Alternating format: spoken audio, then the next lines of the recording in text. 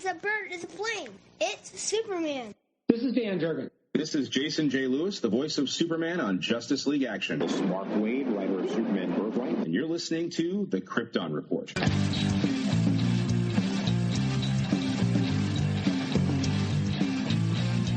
The Krypton Report podcast is dedicated to all things Superman, Supergirl, and the planet Krypton. We discuss movies, TV, game, comics, and all things DC. So join me, Tyler, with my co-host James and Jania. It is I, your host Tyler, and today I have a very special guest, another fellow Kryptonian podcaster, one of my favorite shows I've talked about multiple times that I've suggested everyone go and check out, and is with great respect, honor that I welcome Mr. the Legend, Mr. Desiato. Hello, sir. Hello, that was quite the introduction. I am honored, and it's great to be here. I appreciate the invite. You know, you and I, we've been messaging for a while now, and so it's great to actually be able to talk to you face-to-face, virtually, but still. So thank you very much for having me. I've really been looking forward. Oh, I'm glad that we're here. And yeah, it's a funny kind of story because what's hilarious, and there's a quick background here is I can't remember which one if I had found Digging for Kryptonite first on Facebook and was following it, and I had listened, and then I just remember I got up one day and it was something like on iTunes was an advertisement for My Comic Shop Country. And I was like, oh, this sounds awesome. This is right on my alley. And I rented it and I watched it. And first of all, the opening at Acme Comics in North Carolina, I got excited because that was near where I worked when we lived in North Carolina. And that's where I would go on my lunch break and get books and stuff. And then it wasn't until a little bit later that the two came together. I was like, wait a minute, this is the same dude. I'm like, oh, okay. So it was pretty awesome when I kind of put the pieces together that not only do you run an awesome podcast, you're also a documentary filmmaker as well.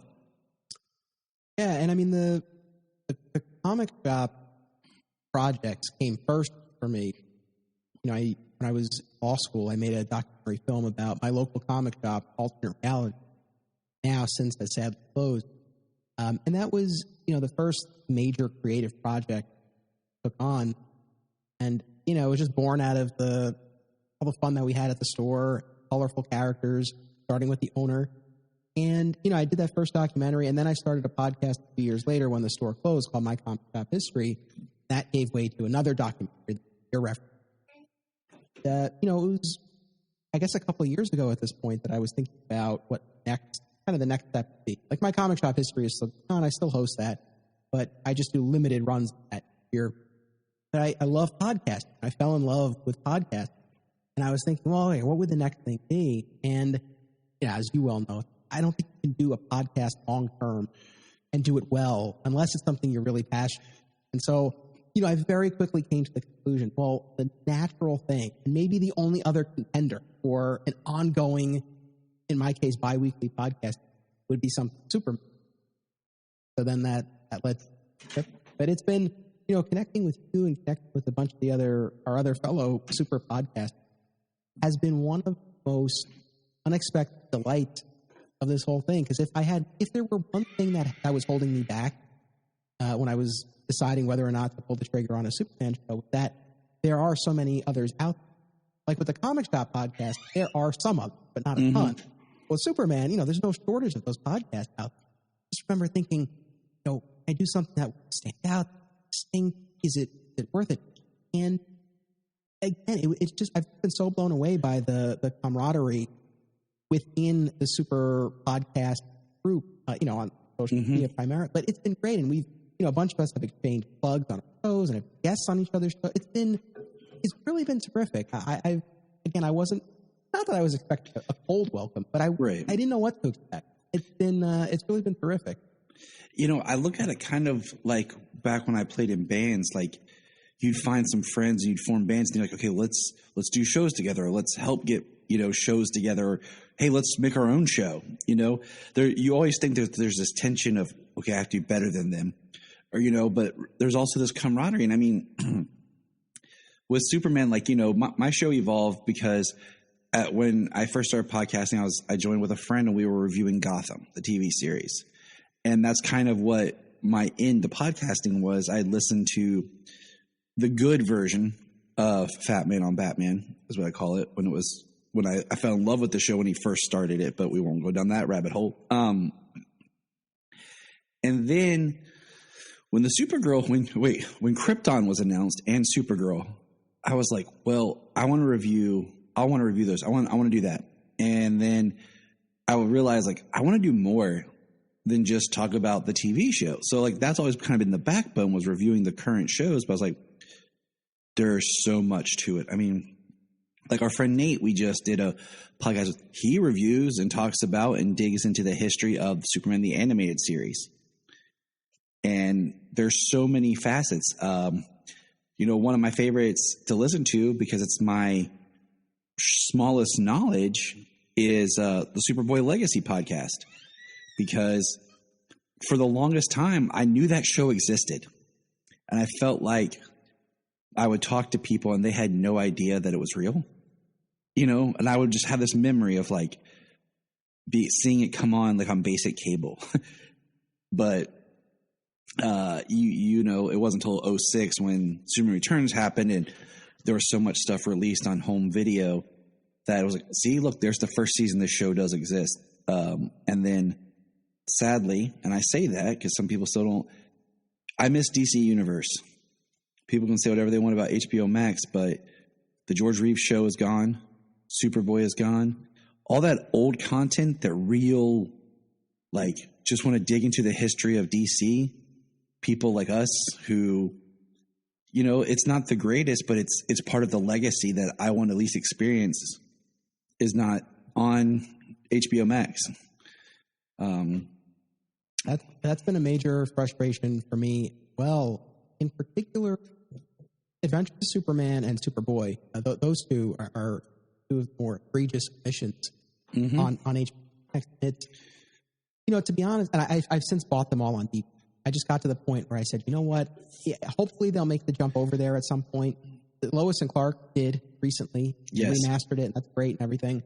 So I hope that at some point the other ones will, but it's like I don't want to be at their mercy. I bought these, but it's kind of baffling to me because, to your point, they were previously on the DC app, so available to them in that format, right? Mm-hmm. I just, I don't know. I mean, unless there really is some sort of licensing issue or what, but I can't imagine that that's the case. I really feel like it's a matter of them not thinking there's an audience. Maybe there's more to it, but my gut feeling is that that's kind of what's. I really think that's the same. People like us who would love to visit it, but also for new people to discover it. And I'm like you, Superboy is definitely one of. I don't have a ton of huge gaps in my super fandom anymore, but that's one of them. Yeah. And I will eventually close it, and now I'm going to have to do that via DVD. Yeah, it's slowly shrinking. But, there's that where you watch it, and I've seen it, but then there's that I can recite it, I can quote it, I can like scripture, like, okay, here it is, and that's how you can do like with a lot of Smallville. You're like, hey, this season, this episode, this happens, and it just comes from that repetition. And I just want to say, like, you were talking about things, and as of this recording, DC Fandom has just happened. Did you watch any of it or just check out any of it? Watched a little bit of it. I wasn't glued, to the screen watching the whole thing, but I would check out stuff after I saw the headline. So, I certainly watched the Batman and Flash trailers. I watched the Superman and Lois set visit. I watched the Supergirl farewell. So I guess in the end, I watched probably like a good percentage. I had it. I didn't get to watch it yesterday because we were at a con yesterday, and I watched the whole stream today. I just had kind of on in the background as I was doing some other things, and you were talking about having things, and one of the things they announced that shows to me that they're really trying to get their stuff in house is HBO Max is taking over Pennyworth. They're bringing Pennyworth from Epix to HBO Max and making that a Max original. So it shows me that they're like trying to get all their stuff back home and finding their home. But That's not what we're here to talk about. And the funny like thing, and I point out to you, is two Superman fans here talking on this day, and as of this recording, it's the 17th of October, which is Jerry Siegel's birthday, which is why I'm wearing my Action Comics #1 hoodie. We were going to take a drive and go up to the Siegel house today to celebrate, but my wife had to work, and so that threw that out the window. Yeah, what an occasion! And I'm sorry to admit I wasn't dialed into the date when you messaged me. Oh, but that's terrific, and I'm so glad that we can have a fun Superman chat on his birthday. Yeah, it's one of those because I'm trying to remember how many years ago now. Back in 2018, Jerry and Joe are from Cleveland, and I live south of Columbus, so it's a little under 3-hour drive to Cleveland. And we went, and they did the Cleveland Library did a huge thing called From Cleveland to Krypton, and they had a bunch of Superman artifacts, and they had Jerry's typewriter. They had a lot of stuff, and had it was raining that day, we would have went over to the house after that, but it was raining, so we were like, okay, we'll come back another time. So it's always kind of been because of that the date, my wife's birthday is in October. It just kind of stays in the consciousness. And I also makes me always wonder why Kansas was chosen for Smallville and not Ohio. I feel like that would have been an interesting, more logical choice, being that they were from Ohio. But whatever. That is a good. No, I never really thought about that. That is a good question. I did. One day I was like, why can't? I'm like, who made Kansas? But we have I feel like we have so much to talk about, and we could talk a lot about just your filmmaking aspects. But I think we'll save that for another day. We'll have to just talk film another day. That's perfectly fine. Because I have an idea for a documentary it's more serious, and it's been floating, and I've done a little work on it, and it's one of those things I want to do, but I'm a little scared and nervous because of the subject matter. And it's, I get personal on this show all the time. I don't care. And this just back context is the episode of Superman and Lois this season that touched us as a family the most is when Lois talked about her miscarriage, because my wife and I have gone through 4 of them. And one day my wife and I were talking about doing a documentary about the struggles of women have with miscarriages, but also how that concept is common, and people just think, oh, no big deal.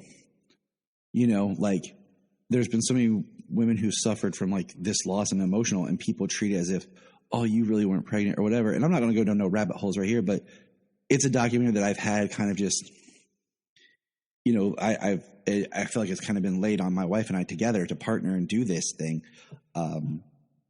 So I figure we could talk film because I could get some pointers from you about just the process. I'm happy to talk, on or off mic, about that whenever you like. Very sorry to hear that. I think, a project like that, it touched a lot of. I agree. I mean, I think it is one of those things that you have to deal with quietly, internally, behind closed doors, but it's something that touches so much. Like you said on Superman and Lois, I appreciated that they told that story. They're able to shine a light. Watch who, appreciated seeing the characters going through something so human, so real, so relatable. So yeah, I mean, a project like that, I think that would be a compelling. I've heard you talk about it, and I'll throw my 2 cents is with this character, it's interesting because Smallville happened when I was in high school. It started. I was a sophomore and Clark was a freshman, but we were both 15.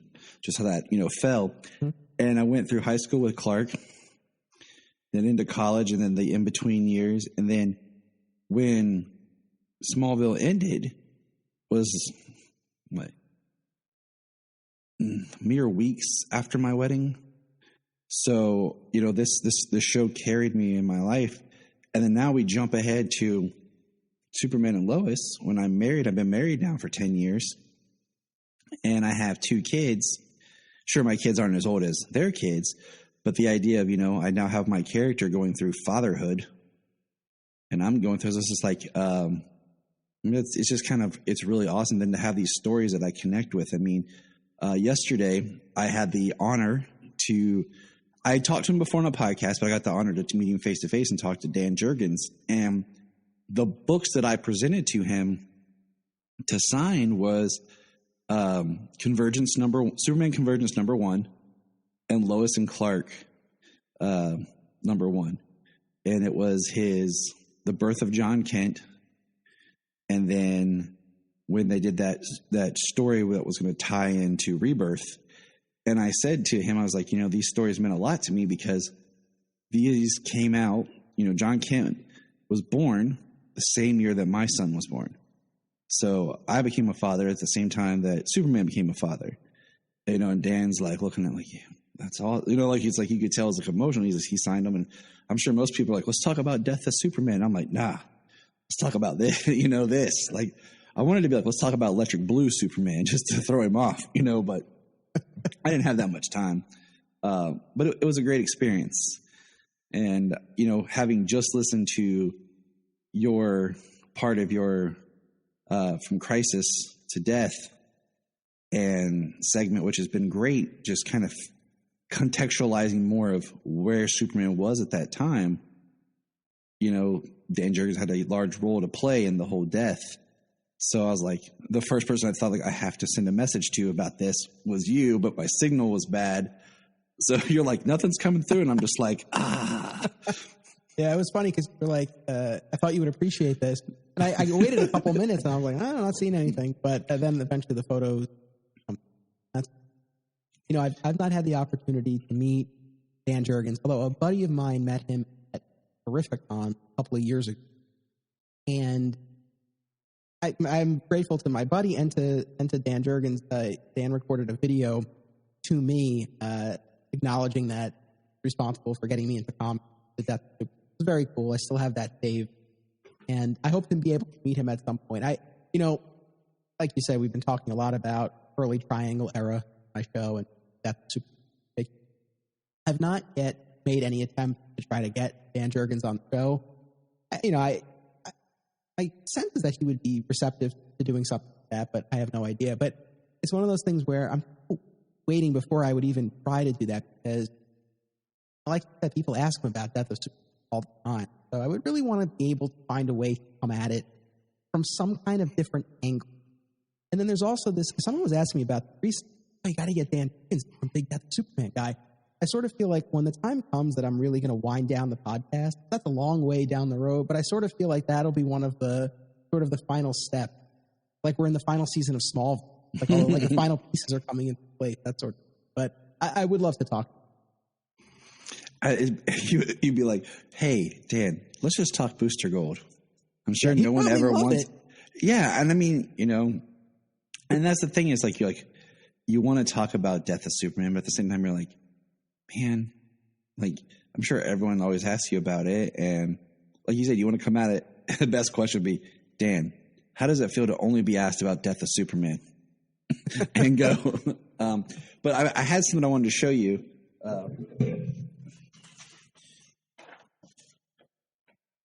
For those who can't see us, who are listening, I found this at a comic book store poster that they just had in the back all folded up. Can you see it? I sure can. Superman is back. And I'm like, I have nowhere to put it. It's my problem. Like, it's so massive. I'm like, I mean, I even have posters, like small, like stuff I've got from like the movie theaters and like stuff that are tiny posters on my ceiling. And I'm like, I don't have anywhere for this massive poster. But I'm like, that was just such a cool find. And it was back there with like all these posters. And they're like, yeah, you can just take it. It's fine. I'm like, all right. Thank you. Yeah, no, that's a great score. I'm so glad that you got it. It's got Mike Carlin's signature on it. It's mass produced, Mike Carlin's, but it was still cool because I took a picture and I Facebook messaged like Mike Carlin's like, is this your signature? Because I wasn't sure because he's like, yeah, that's me. I was like, awesome. That's so. Honestly, and I appreciate the shout out that run of episodes I'm doing. I I won't rehash all of it, but I'll just say that it has been beyond fulfilling to go back to the stories that got me into Superman, but now armed with the context of the preceding years. And it's a sort of thing I always look back at Death and Funeral and Bond, because they got me comic. Always that love there. But, now there's that. Plus, I just appreciate them as stories in and of themselves in a way that I didn't before. It's just been just an absolute gift to get that new insight into an appreciation for these stories that have been with me so long. Yeah, it's been great. And what's interesting is I remember when Death happened and it being like on the news and everything. And I've told stories where I was young and comics were harder to find because we were a military family, and the only place I could constantly find them was on a spinner rack at one of the uniform shops my dad went to. But, I didn't always get to go with him. It wasn't like a continual time. So I'd find what I could where I could. And, reading Death and everything later, I realized that out of all of that, Funeral is my favorite because it's the legacy book that talks about what Superman really meant to people. And we won't go into it because your episode covers it beautifully. And for those who are listening, that one of my questions is always like, well, what got you into Superman? And I'm not even going to ask him because he said it. And if you want the full story, go listen to his last episode because he beautifully articulates the importance of that moment of, seeing the Death of Superman comic and what that meant to him. And it's a great story. I love hearing where people come from because a lot of times you hear over on the other, the other guy, that guy with ears, you always hear the Adam West show or Batman the Animated Series. Sometimes you hear Batman 89, but I feel like if you were old enough for Batman 89, you already knew Adam West. And if you're a little younger, you had the animated series around the corner. You know what I'm saying? So, yeah. But with Superman, I find it's been interesting because you automatically think, oh, the Chris films, that's everyone's. And for me, it was kind of there was always this sense of already. And I remember I have it up here, the VHS of the Fleischer cartoons. And that's the ones I first remember. And then, oh, thank you. My beautiful wife just delivered me some hot tea here on this cold Ohio day. Very nice. Yes, I had some delicious tomato soup earlier. So it was a very crisp day here in Connecticut as well. Yeah, it was one of those days. I woke up and I was like, "Oh, yes, finally fall." And what's funny is my wife was actually. I mentioned my favorite fall food is grilled cheese tomato soup. And that's why it's funny you said that because I was gonna make it. She's like, no. She's like, when I get home from work, I'll make some homemade chicken noodle soup. And then she got held up and got home late, so I was like, shucks. But it's just funny that you said that. See, that's how we were made to be friends. That's right. Yeah, for sure. So let's dig into a little bit more here. Just some of the fun questions that I have, and then we'll get it. We actually have a topic we're going to discuss because you're very. I don't see you're very in the comic books, is where you're digging more. And I love doing the comic books, but I'm also very much a media person. And the irony is we actually had a lot more comic books based stuff planned because I write out my calendar. But because of how they've done the shows for COVID, there hasn't been a stop really in a super series. Because as soon as Superman and Lois ended, Supergirl picked back up. Right. So it's been this continual run. So we really have had, coherent, continual sets. So it's man, we have a lot of stuff coming at us for once compared to usually we have a little bit of break. We can dig into other things. So here's the first question. Your favorite version of Superman. Is it a comic book? Is it a certain comic book? Is it a certain actor's portrayal or whatever? Go. And it don't have to be a long explanation. I'll try to keep it short. I mean, this is something that I've definitely thought about and come up on my show as well. Of course it has.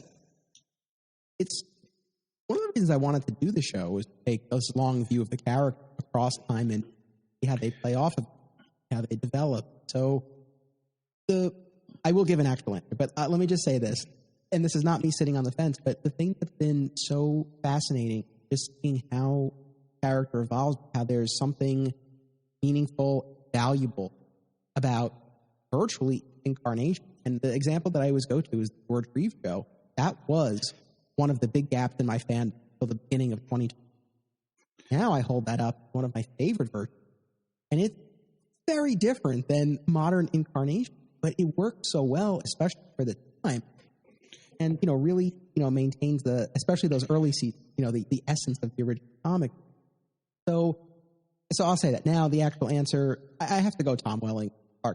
That Smallville, and you and I had a very similar experience, right? I too was in high school, and it just tracked with what I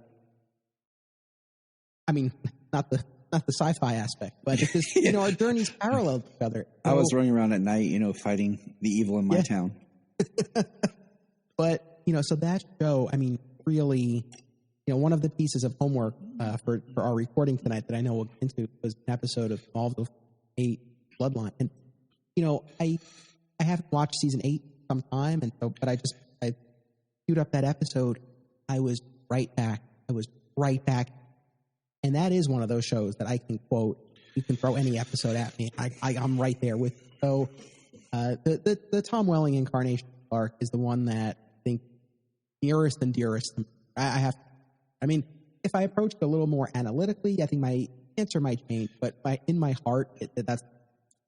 And I say, that's kind of where I am, because what's funny is, as much as I complain about these superhero shows, and give me the costumes, I want the costumes. Somehow Smallville Clark pulled it off, and that I was like, okay, I buy it. I'm okay with not having the costume. It blows my mind. But, yesterday was the 20th anniversary of Smallville, and we were at the con, and Tom and Michael were there, and we actually got to talk to Tom and get our picture taken with Tom, me and my two buddies. I was like, what a way to celebrate the 20th anniversary of Smallville, guys. And it's crazy, because I'm like, my fashion in high school was like, who you might find? Blue shirt, red jacket, red shirt, blue jacket. Really got a primary color palette, some flannel. Smallville impacted my fashion, And exactly the same here. I've posted this photo when they revealed the photos of Tom Welling Crisis TV crossover participant wearing that red flannel shirt. Literally, I was like, I own that. I already owned it. Smallville had so shaped my fashion. When Tom Welling came back years later, I had that shirt. I put it on, and I took a photo. I think, I'm right there with you. And that's awesome that you got to meet them. It was cool. What's funny is, my wife last year, she bought me a blue vest. She's like, I found this on sale and I got it for you. And I have a bunch of flannel shirts, and I had a flannel on. I put that vest on. I was like, this feels oddly familiar. And I pull up, it looks almost identical to Christopher Reeve in Superman 4 when he's on the farm and the guy comes and he's selling it, Yep. And I'm like, passes the approval. But I'm right there with you with Tom, but Tyler is winning me over. And I think, and part of it is what I feel like when they did the writer's room for Superman and Lois, they had a giant board and they went through every incarnation of the character and talked about what worked, what people liked, and then they just mixed it together. And with Tyler's portrayal, we're getting the greatest hits version, because it seems like he's hitting everything and where people want. He's finding that right blend of the different versions, and so he's winning me over. But yeah, and this is one thing that I've been, upfront about on my show, that I don't mind, and in fact, I'm happy to change my position. And that's one example where, I certainly didn't hate his portrayal of the character in the Arrow prior to Super, but it didn't necessarily blow me away. And, at the time, but definitely now in retrospect, I reckon, he was serving a supporting role function. And I think in that capacity, character worked. And there, his first introduction in the season 2 premiere of Super, I thought was great. I really did like that. Yes. Subsequent appearances, again, I didn't feel like he made that strong of an impression. But man, have I loved him on Superman. That show, again, going back to Unexpected Delight, it's beautiful. And like yourself, I too am now a young father. So it does really just feel like a gift that we keep getting these strong Superman stories that match where we are in our personal. It's like, I'm sure I would like Superman and Lois. What? Yeah. I definitely like it. I love it more, because I can identify with the familial aspect. It's kind of like, I'll go down the film, but it's like the reverse of how Spider-Man was in my life. I was in high school and I got Tobey Maguire, who's in high school, who all of a sudden just gets aged up and then he's out and he's an adult. And now, like, I'm an adult and I get like Peter in high school. And I'm like, yay, Spidey, but I just quite don't connect with you because you're in high school. Yeah. But it's funny because we did an episode before the premiere of Superman and Lois. We went back and we watched all the Tyler appearances and we broke it down and talked about it. And exactly like what you said was he made a big impact on the first, episode of Supergirl. But then after that, you could tell they wanted him. And he did what podcast was it Tyler was on? Maybe it was the Hall of Justice. I'm trying to remember. He did a great explanation of how, he said like he could tell Berlanti wanted to keep him. He kept finding a way to scoot him in there to eventually get to the point where they could pitch to have the show, because he was just a supporter. He was in the background. They didn't give him much to do because it wasn't his show. Like, you didn't want him to overshadow the other characters that he's there, supporting. And so when he finally got, like, it's his show, it was like, here you go. And it was great. And I love it. I can't praise that show enough because I finally feel like it's the family Superman show that I've been wanting for a long time. And we watch it with the kids. Like, it became, because I bought it on iTunes, so we'd watch it Wednesday morning over breakfast as a family, like I'd make breakfast, time to watch Superman and Lois. So now, in that same thought, and this is where it can get tricky, what's your favorite Clark Kent? Because the Tom Welling can kind of like, it's that kind of like, because technically he's Clark, but he's also the Blur or Super, so, but, you were talking about George, and my buddy Brian, he started reading comics. He started DC Comics and reading them chronologically. So he just started reading all the titles and went through the years. And he talked about how if you're reading comics and then watching Superman, the closest that we ever really had was George. It matched up the best. And I was like, yeah, you're right. That at the time you could read a Superman comic, then look at the show. Now it's probably the closest, gap we've had for the longest time, because I always think George's Golden Age Superman. It was right there, kind of starting to go to the Silver Age, depending on where you pinpoint the silver, But I always think, because I always feel like the shows are a little bit behind where the comics are. So, but what's your favorite portrayal of Clark? All right, that's tough. I will, and bear with me, but I'm going to eliminate the Christopher Reeve because I've never loved, as much as it's a beautiful performance, the way he's able to differentiate the character. It's magnificent, but I've never liked that overly bumbling Clark, where it's really just facade. Superman is who he is. Clark is merely. I've never really liked it, so I wouldn't go there. The George one is high up on my list, but as you know from listening to my show, I am a big defender of Zack Snyder take on the character, and that's actually I'm going to go with Henry Cavill's Clark, because I look at those movies, I always think of him as Clark. He's Clark throughout those films, whether he has the glasses on or the flannel or the costume. And so that's what I'm going to go with. See, I always look at like, he's one person, but then it's kind of like how your mom, like, grandma's coming over, you put on your best behavior. That's your Superman, like a little bit more polite, a little bit more of like a certain way, like if you're a professional, even though, you might be a real laid back kind of goofy person, but you don't walk into a professional setting cracking jokes all the time. And that's kind of where I look at, like, his Clark Superman is kind of like this, like, when he's Superman, he's a little bit more professional, and then maybe when he's Clark at work, he's a little bit more on. He leans into like his goofier side a little bit to give a little bit of a different. But he's never a different person. He's never being a completely different person. And that's just how I kind of gauge the whole Clark. He's not Batman. Batman he's Batman 24/7, and Bruce is this fake persona he creates really to just so people don't realize he's Batman. That's not Clark. That's not the Clark Superman identity. Yeah, no, 100%. And, I know I mentioned Lois and Clark earlier. My wife and I are gearing up for a podcast rewatch of that. I'm looking forward to going back to that show. I haven't looked at that in, I don't know. I mean, it's been a really, really long.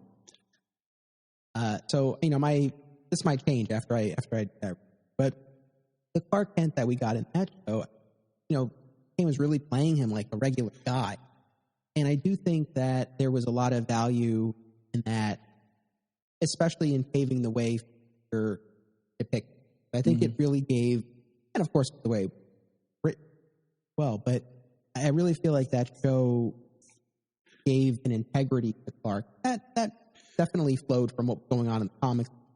There was definitely that whole turnover going on, and like you said, way it tracks the comic, but especially as far as live action fiction, I felt like that gave some integrity to Clark to Clark specific that he hadn't had a while. Mm-hmm. So I do appreciate that take. It's always interesting to put when you put things a little bit more in that perspective. Is that Lois and Clark was the first post-crisis version of the character, so it's our first live-action post-crisis Lex, and I think John Shea did a great job and often gets overlooked and gets kind of mixed. It's just like I like Gene Hackman.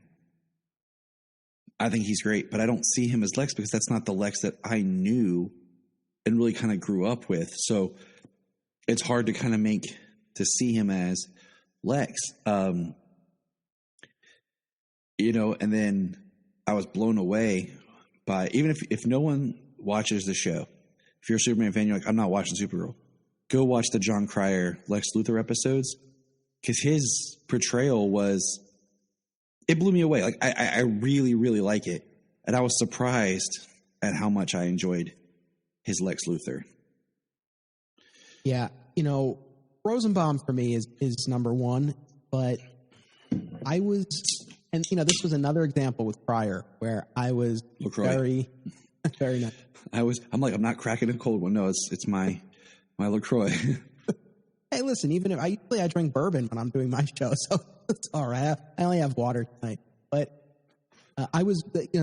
Cryer was another example where I was very, very skeptical. I watched 2.5 Men for 12 years. I watched the entire show, and so I had that certain image of him brained in my head. And when they announced him, and even when they released that first bearded photo of him in prison, I don't think this is going to work. Then I watched that first full episode, and I was like, oh, okay. And I was, again, happy to be proven wrong, especially when I'm always happy to go from, I don't really like something, to, hey, this is great. I love going in that direction. That's beautiful. At the end of the day, I think we all want to, or should want to enjoy this stuff. Yes.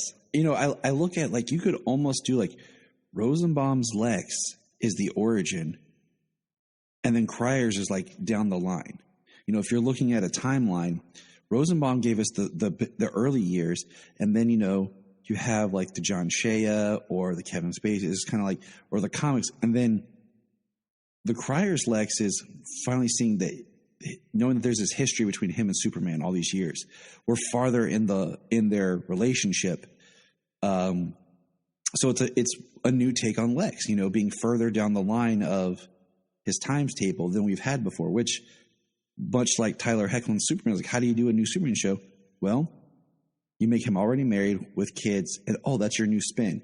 So Lex has kind of it's that new spin. Next question. What's funny is so many of these we just answered in regular conversation.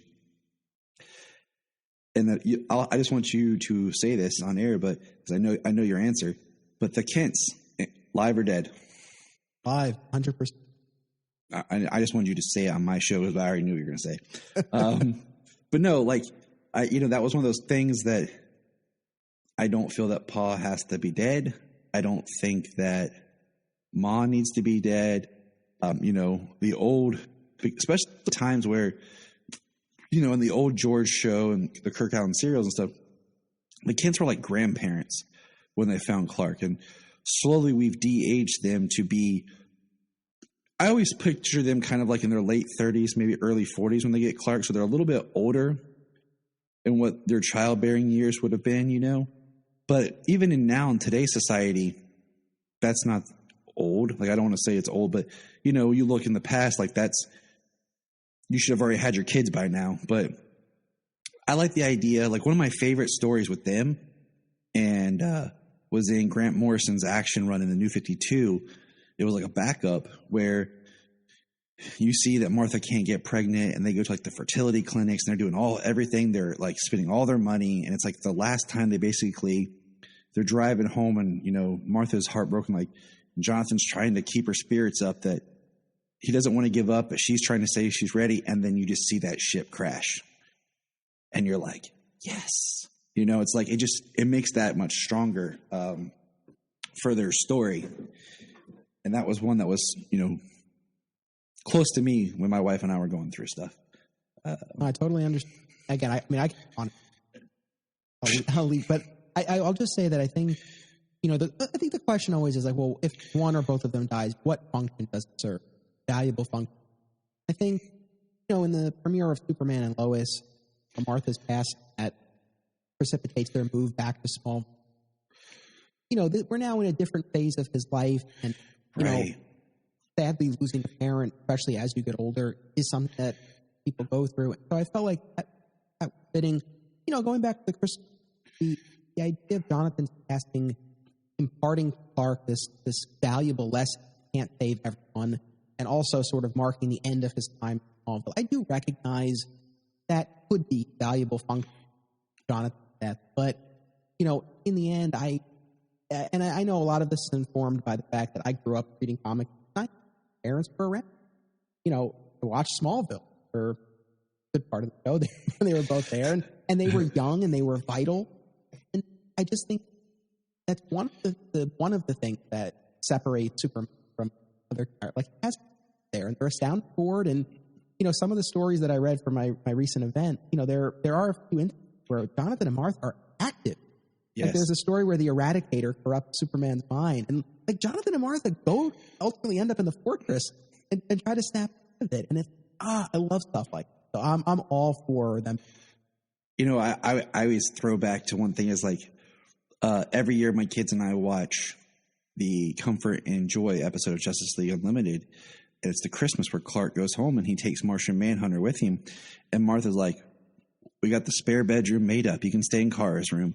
And, he's like, I don't have a present. And Martha's like, here you go. We always make extra. And he puts on the sweater. And I'm like, I just feel like, and then there was that meme that somebody did independently. There was a Mother's Day meme and it's Clark hugging his mom. And Martha looks at Bruce and runs over and hugs Bruce. And I always look at Mom and Pop like the parents to everybody. Like, come on in. You're welcome. You're family, and I think it helps his character. And who was it? Said something about like one of the problems with Jeff Johns was when he came in, he wanted to give everyone like no parents. So like he did the story where Barry's mom's dead, he changed that. He's like, he wanted to kill off everybody's parents. And I think for some characters it works. Like you can't have Batman without his parents, but you can have Superman without his parents. He doesn't have to be birthed out of tragedy.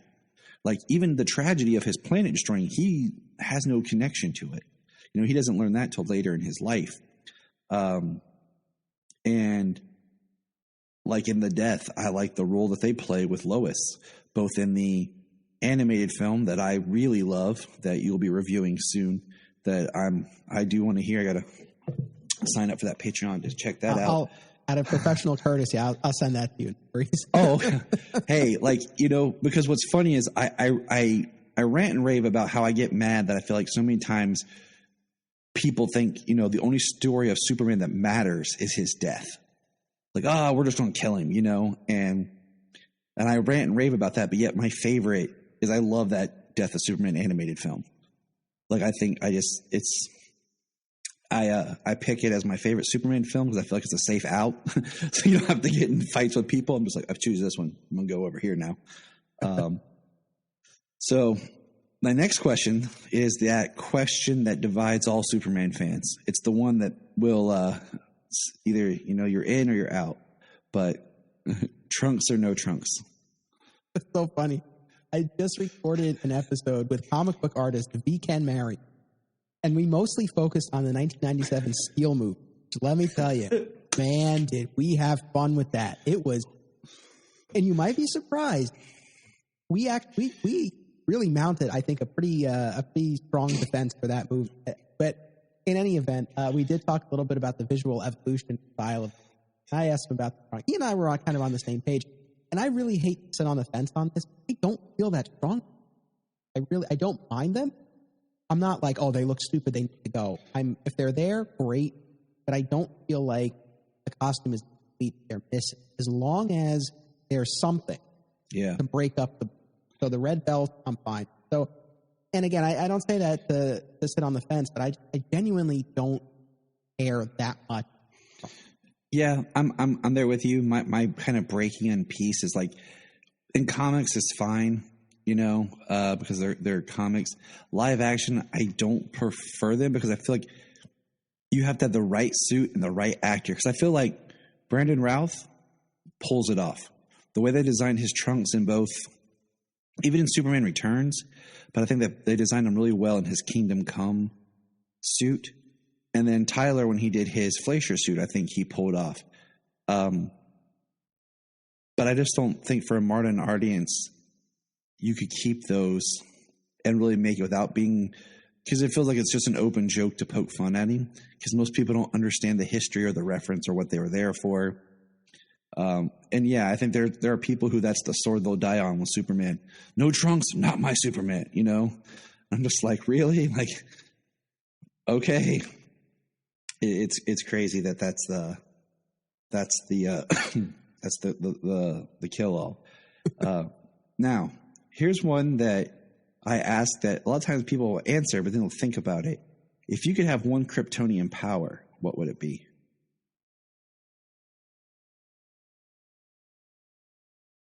I know flight is the one that most immediately grabs, and there is tremendous appeal. I don't know. I would kind of say the strength. I think that's all where if I really, really had to pick this for an actual choice, that's what I would. You know what's funny is that's where everybody starts. Like, flight's the obvious one. And then they talk it through, and I'm like, well, if I didn't have the invulnerability, how would flight work? It's like, if I didn't have the invulnerability, how would super speed work? Because, like, the Flash has the Speed Force to protect him and all that. But could you just imagine your skin, like... So the invulnerability, because then I feel like how much better that helps me in everyday life. Well, that's the thing. It's like, I feel like the flying, there would be that initial thrill, and you'd probably fly a lot initially. But then after a while, I feel like it could get a little old. I go with the strength. Flash. Yeah, I feel like that would just come in handy with everything. Like, oh, let me carry all these 5 gallons of buckets of paint to you. Yeah, look at this. Oh, you need your car moved? Ah, here you go. Oh, you want me to move your house? Got it. So the other thing that we are here to talk about, and this is one of those things that I am forcing myself to cut short because we could go on forever. And he has a family. I have a family. My wife understands, though. Let's just say when I first got on and I did the Always Hold On to Smallville, 3 hours later, we're still going. And my wife's like, what are you talking about? I'm like, Superman. Listen, you and I we found a lot of common ground tonight. And that's another instance where my wife gets this. And, I schedule all of my recordings after our son goes to bed. And I come down here. And it's funny, though, because whenever I do, normally like we're doing this on a Sunday night. Normally I do mine on a Friday night.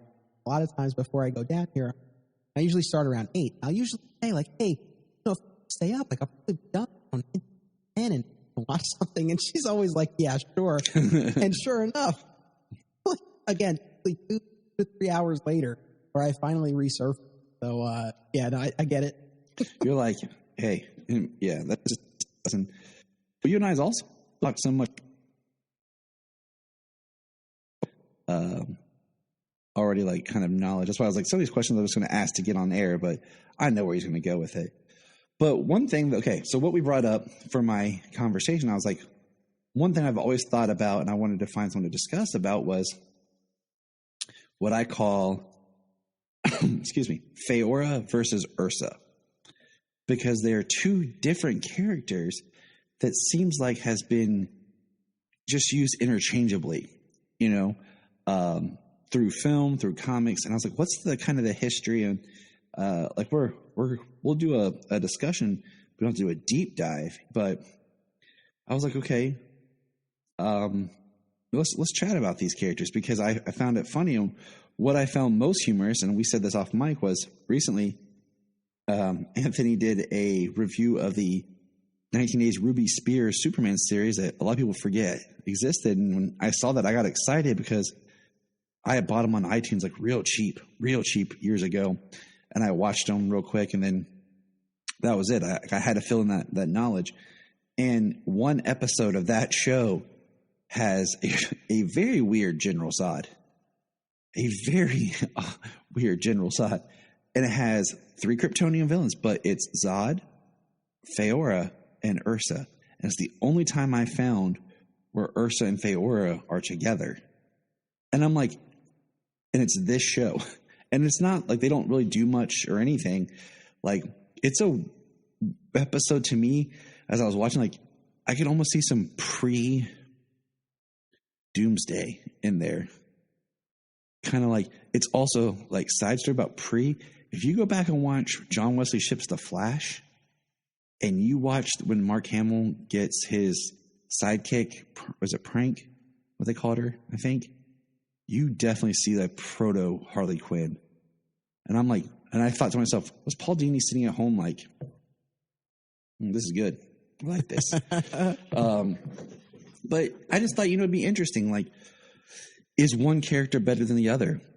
Could you really carve out and have two really great distinctive versions, of these female characters? And so we're just going to kind of talk about them. Anthony's main assignment was Ursa, because coming off, discussing all the Reeve films, because that's really where she gets her start. And I was digging into Faora here, and I found it very interesting, just kind of digging through their history. And one thing that I found, in a series that I never read, that I think I'm going to, because I found it very intrigued what they did with Faora, was the Bombshell series. Do you remember that run? Yeah. I did not read it, but I am familiar. I didn't either. I bought my wife the Wonder Woman cover issue. It was just because the artwork was cool, and she had like the shirt. And so I was doing some research, and Faora is like the main villain, and to the point where I'm trying to remember everything now, but like she gets a hold of like Raven's blood and power and mixes it, and Faora actually turns herself into that line's version of a Doomsday. And I mean, I was like, okay, like her biggest impact on comics is this side story over here. So I'm actually going to I think I'm going to read through it, just because I'm now more intrigued, and I didn't get a chance to read it. But yeah, I appreciated you inviting me on the show generally, but this was an interesting assignment.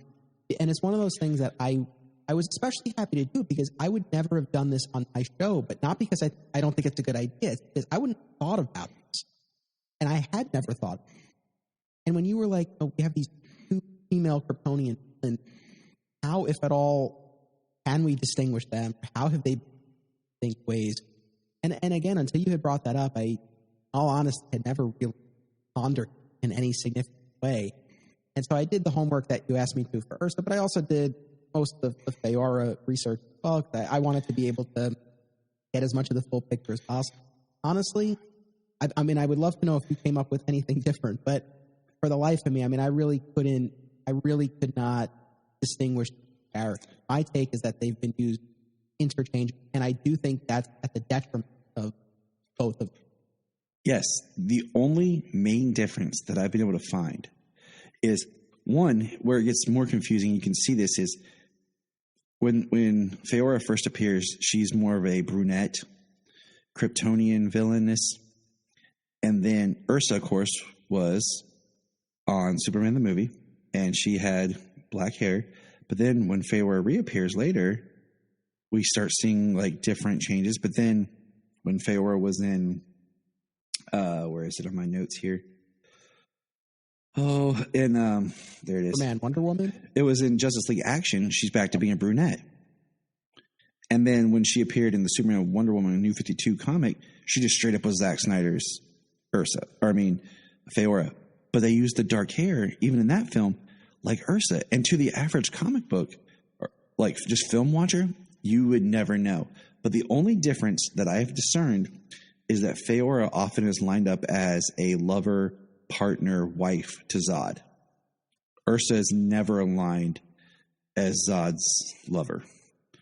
That is the main difference that I've discovered.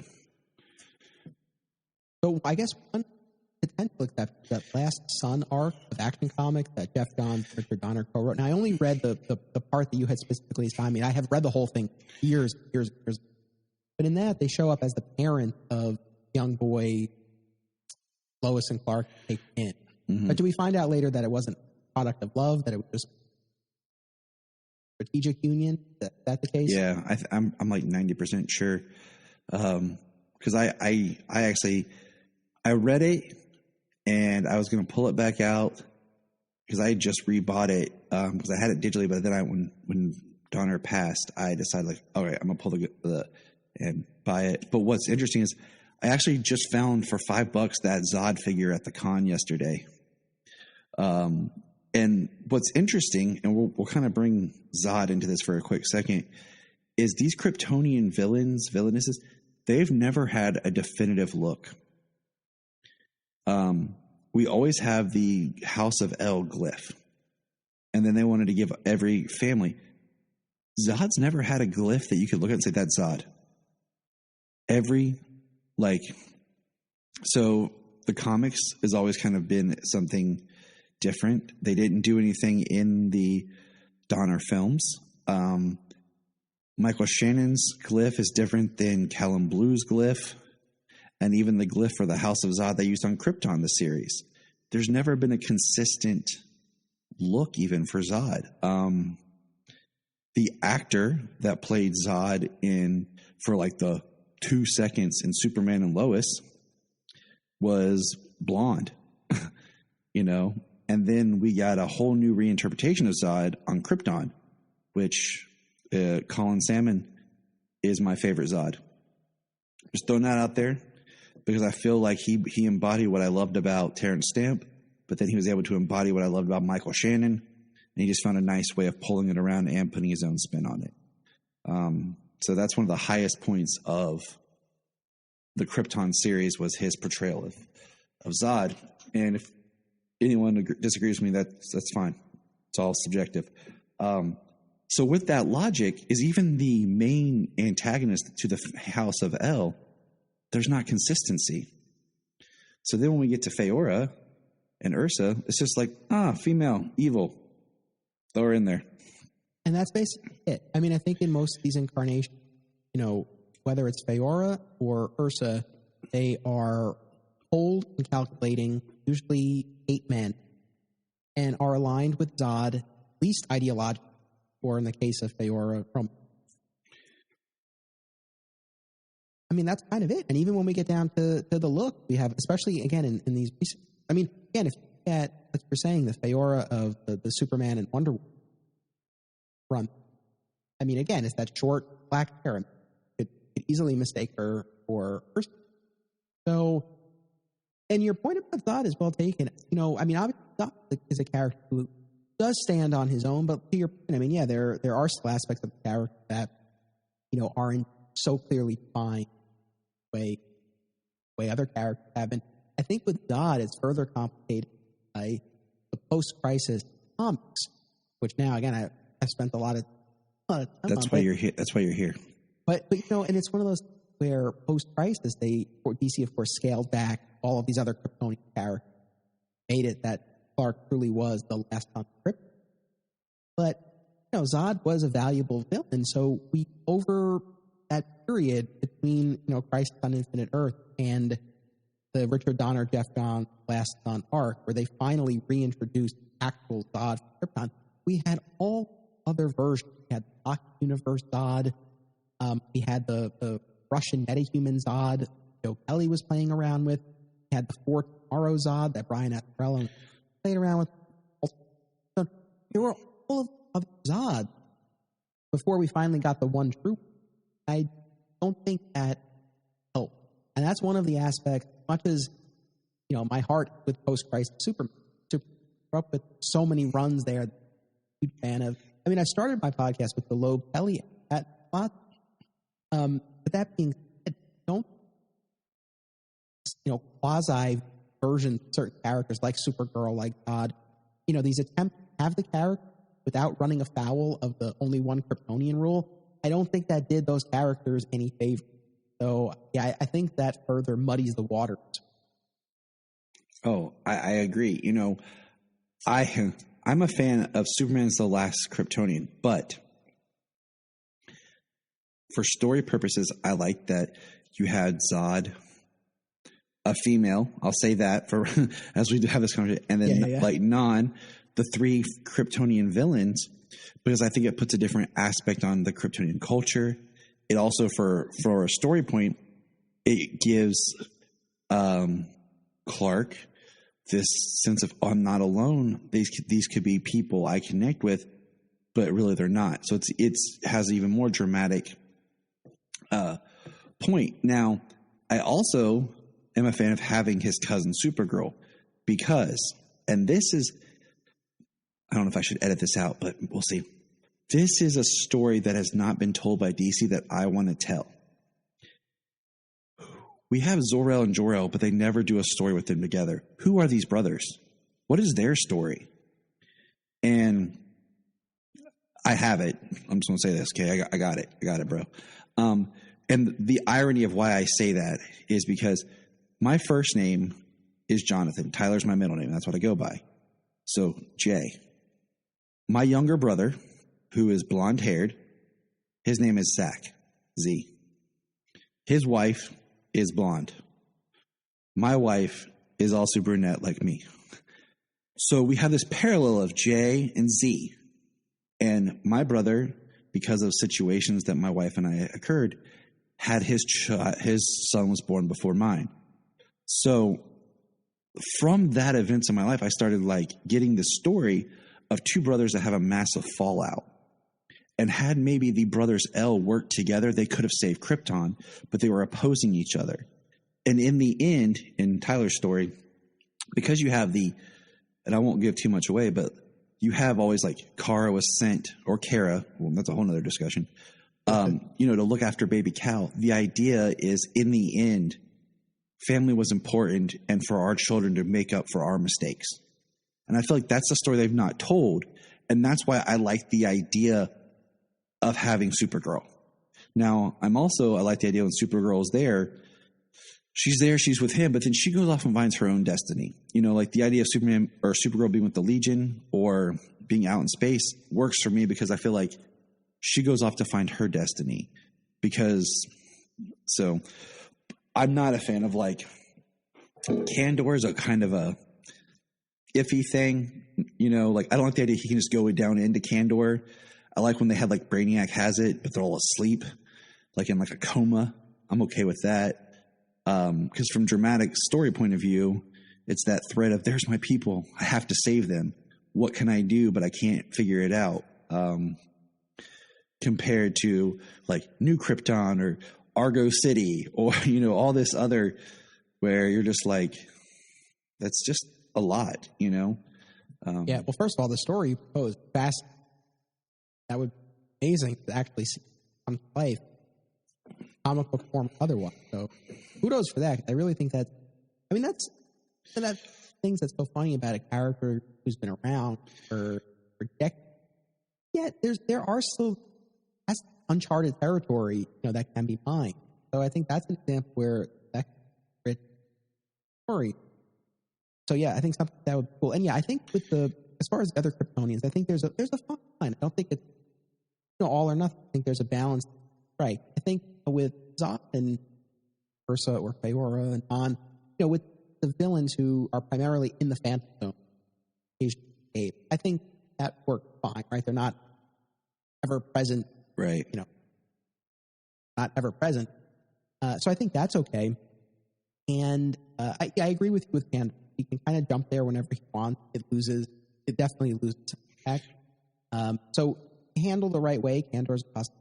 To like Supergirl, and the thing the conclusion I've come to, having read the beginnings of Matrix Supergirl from '90, is that if that value weren't there, if there weren't need for a Supergirl, they wouldn't have bent over backwards to create this pocket universe protoplasm being that morphs into Supergirl.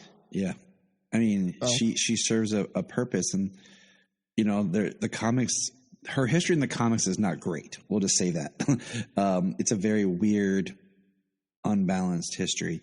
Much like, with Faora and Ursa, because if my writing assignment was use them both, I think where I would lean is, I'd put them like in a military academy together, but you would have this where Faora and Ursa really get along, but Ursa goes darker. And Faora has this here because, for example, we'll jump here, but my brain's all over the place.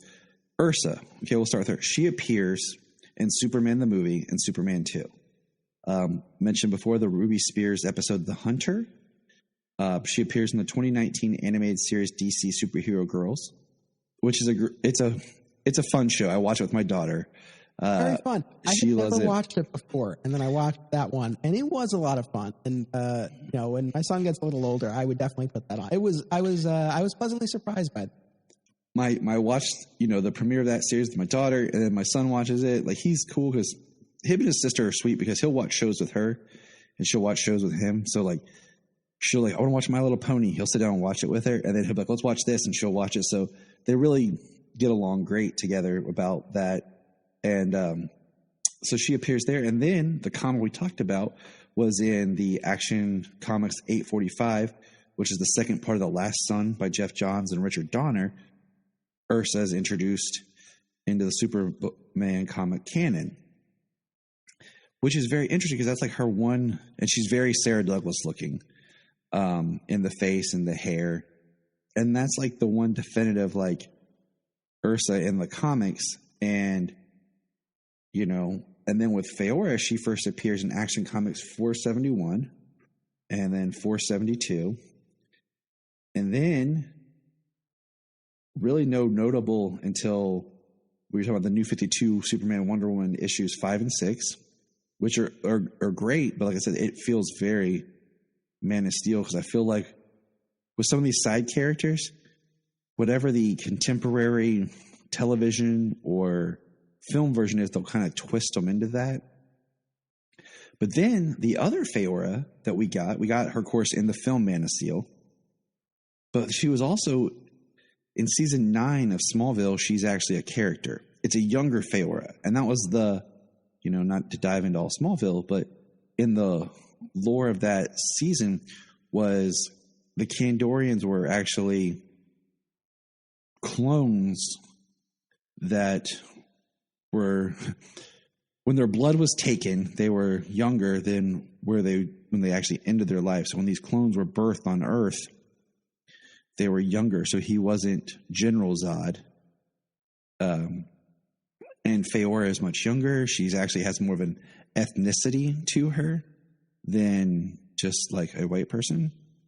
And she has a sister, which had never been introduced before, named Fala. And I thought that was cool. And then, of course, Faora gets pregnant with her and Zod's child, and then Zod killed her because he was a weirdo. And that Zod.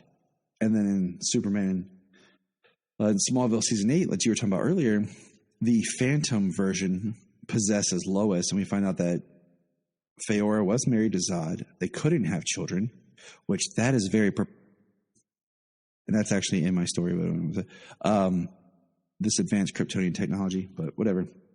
So they create a being, which in this is they created Doomsday as like their child. And I actually really liked the whole Davis Bloom thing. Just side note, in the Doomsday, the way they did on Smallville, because I love Sam Witwer as an actor, and I think he pulled it off amazingly of that character. So it worked for me, even though I think the ending sucked. But the whole how they kind of like got rid of Doomsday in that sucked, but whatever. And then Faora appears in the Looney Tunes show Super Rabbit, which I watched a clip on YouTube because I couldn't find the actual episode, and Justice League Action episode Field Trip. Justice League Action, we're big fans on the show. We love Jason J. Lewis and his Superman voice, one of our favorites here on the show. So, yeah, like, it's amazing to me how they always try to pin Zod with a female, but we have these two where they're like really almost cut and paste of each other. And it's sad to me that with all the creativeness, and the other thing is, with comics, I'm really big on hair color. Okay? Like, I know some people are like, that's why I really have an issue. But, you know, you can kind of let it slide. But Amy Adams as Lois Lane being redheaded really bothers me. Because when I think redhead, it's Lana. You know, even though, like, they've changed Lana's look, but, like, in the comics, she was always the redheaded girl. And when you're looking at comics art, certain things need to be met to really help you know that's the character, because this person draws it different than this person, you know? So having these, looking like the different animation version of Faora, or where they make Faora look like Ursa, but they call her Faora, it makes it more complicated of who's who, because they're just interchanging things. That's my quick rant. Your turn. I mean, I'm with you. I like I said, I really think this does a disservice. I think that's why, I mean, at least from my perspective, I don't think either one has ever cemented, you know, the way Zod had. I think that maybe could have been achieved if you had picked one, you know, and portrayed her consistently, or if you are going to utilize both, do so in a way where they each have their own function to serve. And I'm with you that Ruby Spears episode, that's my favorite episode from the series. They only did 13, but Hunter is my favorite. I did an article for 13th Dimension. I counted that. That was my number one. And to your point, so in the premise of that, right, is that the three of them are in the Phantom Zone and they conjure this Hunter that is very similar. I mean, I really think you can look at that as a forerunner to Doomsday, very sync-minded, adapt, and, you know, they're able to send the Hunter to Earth to fight. Like, yeah, the three of them there. And I just took another look at that before we sat to do this. And Faora doesn't speak.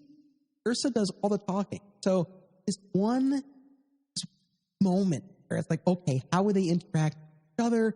Anything. And look, I mean, you know, that cartoon has its charm, but I don't know how much nuance I would expect from that anyway. It doesn't. Yeah. So it's really disappointing. And, you know, it's because I know, obviously, I covered Supergirl. Would have been interesting. Oh, of course, first season of Super hit her.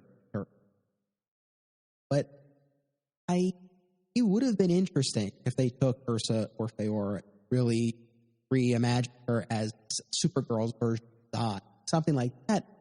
Really, you know, I could have done without Rain, and I think that would have been a perfect season to shine a spotlight and actually do something with Ursa or both. I really think it was a messed up. I agree with you, because, you know, when Supergirl first was pitched, one of the early episodes of the podcast was, well, do you do the show as if she's the Superman of the show? Like, there is no Superman, there's just Supergirl. Or, you know, how they went and did it. But then they, you know, she was against her Aunt Astrid, and then their Non shows up. But this is like Non before, like, a lot of people don't know, like, in Non's history, he was very intelligent, but then, depending on the writer, when they were on Krypton, he had a brain injury or damage or whatever, and that's what made him more into just the brute muscle, you know, simple-minded beast. And this, of course, was a Non that was smart, but didn't really feel like Non. It was just Non by name alone. And you're just kind of like, what? But I mean, and with the Rain thing, it was like she was Rain, but nothing like the Rain that was in the comics. And looking at her suit and everything, it would have been much better to just make her, even if they had went where it was Faora, like the Phantom Faora, or Ursa that had possessed it, what was her name? I can't remember the character's name. Sam, yeah. I was like, it's on the tip of my tongue. Sam, and did that and made her, like you said, more of her Zod. Because, you know, a lot of the things in Supergirl was, who are the female villains? We'll just give them the female version, the female villain. And I just think that, you know, on Superman and Lois, spoiler, we got a character who kind of filled that role. You know, it's like they didn't want to do Zod, so they found another way of doing the character. And they didn't exactly want to do Faora or Ursa, so they found a way who was actually a Supergirl villain. But I feel like they've done these two characters a disservice, and I feel like there is a way to give them distinctive features, styles, and really write a story with. We can have more than one evil Kryptonian villain, female, and I think we should. I mean, yeah. I mean, that's, you know, it's funny. I know this wasn't part of our homework, but I was also thinking about the way Superman the animated series handled these characters. Didn't get those versions. Mala, yeah, Jack, right? Yeah. And so, you know, there's yet another version of a Kryptonian female. You know, I just feel like, again, it continues sort of like, but with the same characteristics. That's the problem. Yep. When you have now with her, and piling on here, that John Byrne post-crisis story, Supergirl saga, his swan song book, when Superman executes the 3 Kryptonian criminals to annihilate all of billions on the world. It's Zod. I actually forget who the third name, but the woman is Zayor. So Faora with the Z. Oh. And I had to double check that. And I read it fairly recently, but it's one of those, like, it didn't make much of an impression. And when I double checked, it was like, yeah, this was Zayor. So like yet another version of a female character, a female Kryptonian villain with, again, the same set character. So yeah, again, just they haven't done either one any favor.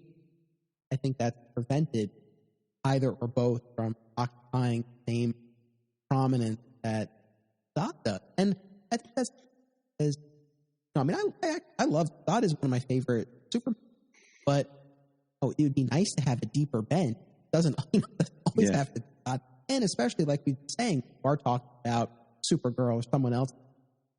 It would be nice to have someone else you can kind of pull in to hit her up. I mean, you know, with the Zayor thing, it makes me think back to earlier comics. What do you call it? When they first did Luthor, there was Luthor, O-R, and there was Luthor, E-R, and they kind of were using it interchangeably, and it was eventually, they were like, we have to pin this down and make a correct, name. And it makes you wonder, like, was it a typo, or was it, because it's a pocket dimension, it can be a little different.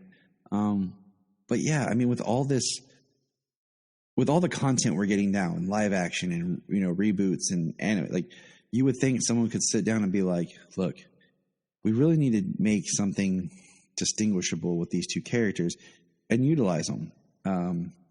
Or alternative suggestion. You go the opposite direction. Or you come up with some version where her full name is like Faora Ursa. It's like, you know what I mean? Because other than Ruby Spears, that lost Ruby Spears, where they're both there together. Actually, you know what? Now that I'm saying it out, that might be the way to go. Because at Ruby Spears' side, they're never together. Yeah. All these other versions. Well, so maybe they're one character. It could be. I mean, because, with that thinking, we did a whole conversation piece on how Kryptonians name their children, their daughters, why Kara is Kara Zor-El, so that she inherits her father's name. You know, and it was Laura Lorvon, so she inherits her father's name. You know, that's why it's just Jor-El, Kal-El.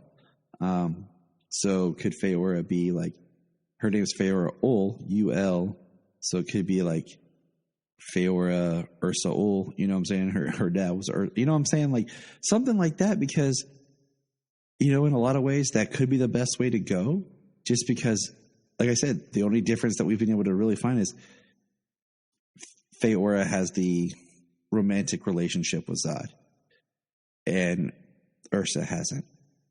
Unless you made them sisters, like twin sisters. I mean, that'd be the other way to go, where one's a little bit darker and one, you know what I'm saying? Because then you can just be, I think an interesting story with them that I'm coming up with right now would be interesting if you got Granny Goodness involved and she took one of them and made them into one of her Furies, much like how she tried to pull Supergirl into the Furies. But like I said, it's not a conversation we can really dive deep in because there's not a lot. But it's like a think piece of just like, hey, there's these two characters that are, I mean, you know, in the comics now, we now have because of the New 52 and Rebirth, we have a Wally West, but then we have a Wallace West, you know? So they're not opposed to having almost these kind of double characters in the stories, that something could be done about this. So. Yeah. No, like I said at the top, I had not really given this much thought and brought it up. But imagine among your listeners, I'm sure there are others who fall in the category who maybe had never really thought about how you really treat the character separately, because they have been used for change. So I think to be able to shine a light on this issue is worthwhile. So again, I appreciate you having me on. Yeah, I hope, you know, whatever the case, sisters or merge them into one character, whatever, there is potential there. Would both at a lot. We could, I mean, make them cousins. And I say that just because it's that 1 degree off, and it kind of huckles back to maybe Ursa is Zod's, because I'm writing it right here in my head. So anyways, that's how I would do it. Ursa is Zod's cousin, and Faora is his woman, his wife, his companion, or depending on which Kryptonian history. Yeah, I got it. I'll go down that rabbit hole later. But yeah, it was a nice conversation to kind of bring up, and we could keep going. But you know, I'll try to keep it to about an hour and a half here for you, because I feel like if we could keep going, and then it'd be like, oh, put on another pot. Like the funny part is I have right here to my left is my Superman coffee pot maker. Just flip that on, let it brew, and just be like, Well, no, you and I will be talking again because we have an episode coming up. We're going to record my show for Big Kryptonite. So we'll be doing this again. We'll see how long we go at report. But I'm looking forward. Yes, it should. So as we wrap up here, any other plugs for any of the other shows, different podcasts? Where can people find you online? Like what's your preferred? Like I know, like I'm on a different social media, but there's certain ones I never check my Instagram. I never get on Instagram, but you can always get a hold of us on Facebook and Twitter, the easiest. What's the best for you? So, I mean, the podcast is Digging for Kryptonite, Superman. That's on all major podcast platforms. So I encourage people to check it out and subscribe, like it. And as far as social media, there's the Digging for Kryptonite Facebook page, Instagram, Twitter. I do check all of them. It's funny. I've heard Twitter, but I found doing this podcast, that's where I tend to get most traction, hear from people, connect. So that's, well, I mean, it's happened on all of that, but Twitter I've actually found to be the most beneficial with respect to this podcast, more so than anything I've done before. So on Twitter in particular, it's at Digging for KR Pod. The show, that was hard to get that handle down. But so that's Digging for KR. That's on. But wherever anyone would want to reach out, I'm happy to connect. And if you want just the sort of the master hub, it's flatsquirrelproductions.com. All my stuff. All right. Well, thank you, Anthony, for being here and being part of everything with us today. Check out his podcast. I'm telling you, it's a great listen. It's I'm always, every time the new episode drops and I listen, I'll listen. I'll be sending him little messages because it's that kind of conversation where you feel like you wish you were there, sitting there as part of the conversation, because it just sounds like two friends talking, and you're one of them that just happens to be like out of earshot. Like you're the guy in there then you're like, yeah, guys, I'm with you. While they're in the living room talking. So I appreciate that very much. Thank you. I love what you, your other hosts have done. Your show, again, like I said, I've been so happy to connect with you. I love getting those messages. That's really, as you know, you put stuff out. You never know how it's going to be received, and hopefully it's something that you enjoy doing in and of itself. So even if you don't hear anything, you're still happy that you did it. But when you do, you do get some feedback, it's always lovely. So thank you. You're welcome.